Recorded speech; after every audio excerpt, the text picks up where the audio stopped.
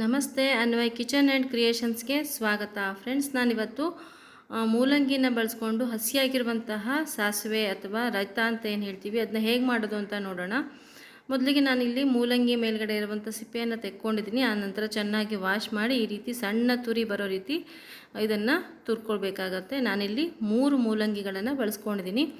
ಇದನ್ನಿವಾಗ ಸಣ್ಣದಾಗಿ ತುರ್ಕೊಂಡು ತೊಗೊಂಬರ್ತೀನಿ. ಫ್ರೆಂಡ್ಸ್, ನೀವೇನಾದ್ರು ಮೊದಲನೇ ಬಾರಿಗೆ ನನ್ನ ವಿಡಿಯೋವನ್ನು ನೋಡ್ತಾ ಇದ್ದರೆ ಪ್ಲೀಸ್ ಸಬ್ಸ್ಕ್ರೈಬ್ ಮಾಡಿಕೊಂಡು ಸಪೋರ್ಟ್ ಮಾಡಿ, ಹಾಗೆ ವಿಡಿಯೋನ ಕೊನೆವರೆಗೂ ನೋಡೋದನ್ನು ಮರಿಬೇಡಿ. ನೋಡಿ, ಇವಾಗ ಮೂಲಂಗಿನ ಫುಲ್ ತುರ್ಕೊಂಡು ತೊಗೊಂಬಂದಿದ್ದೀನಿ. ಇವಾಗ ಇದನ್ನು ಒಂದು ಬೇರೆ ಪಾತ್ರೆಗೆ ಹಾಕ್ಕೊತಾ ಇದ್ದೀನಿ. ಈಗ ಇದನ್ನು ಪಕ್ಕಕ್ಕೆ ಇಟ್ಕೊಂಡು ಇದಕ್ಕೆ ಬೇಕಾಗಿರೋ ಮಸಾಲೆನ ರುಬ್ಕೊಳ್ಳೋಣ. ಅದಕ್ಕೆ ನಾನಿಲ್ಲಿ ಫ್ರೆಶ್ ಆಗಿರುವ ತೆಂಗಿನಕಾಯಿ 1 ಕಪ್ ಆಗೋಷ್ಟು ಹಾಕ್ಕೊತಾ ಇದ್ದೀನಿ. ಅದಾದ ನಂತರ ನಿಮ್ಮ ಖಾರಕ್ಕೆ ನೋಡಿಕೊಂಡು ನೀವು ಹಸಿಮೆಣಸು ಹಾಕ್ಕೊಳ್ಳಿ. ನಾನು 2 ಹಸಿಮೆಣಸು ಹಾಕ್ಕೊಂಡಿದ್ದೀನಿ.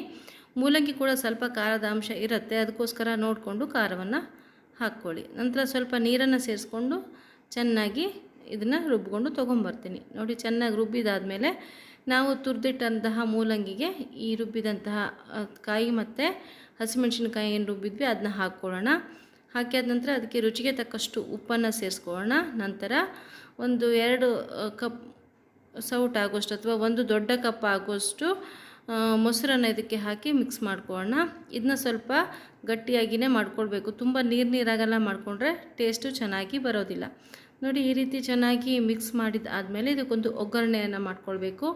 ಅದಕ್ಕೆ ನಾವು ಒಗ್ಗರಣೆ ಸೌಟಿಗೆ ಸುಮಾರು 1 ಚಮಚದಷ್ಟು ಎಣ್ಣೆ, ಅರ್ಧ ಚಮಚ ಸಾಸಿವೆ, 1/4 ಟೀ ಸ್ಪೂನಷ್ಟು ಉದ್ದಿನಬೇಳೆ ಮತ್ತು 1 ಒಣಮೆಣಸಿನಕಾಯನ್ನು ಹಾಕ್ಕೊಂಡು ಒಗ್ಗರಣೆಯನ್ನು ಬೇಯಿಸ್ಕೊಂಡು ನಾವು ಇದಕ್ಕೆ ಹಾಕ್ಕೊಂಡ್ರೆ ಆಯಿತು. ಹಾಕಿ ಇದನ್ನ ಚೆನ್ನಾಗಿ ಮಿಕ್ಸ್ ಮಾಡಿದ್ರೆ ನಮ್ಮ ಮೂಲಂಗಿ ಸಾಸಿವೆ ಬಿಸಿ ಬಿಸಿ ಅನ್ನದೊಂದಿಗೆ ತುಂಬ ಚೆನ್ನಾಗಿರುತ್ತೆ. ನೀವು ರೈಸ್ ಬಾತ್ ಜೊತೆಗೂ ಸೈಡ್ಸ್ ಆಗಿ ಇದನ್ನು ಬಳಸ್ಕೊಳ್ಬೋದು.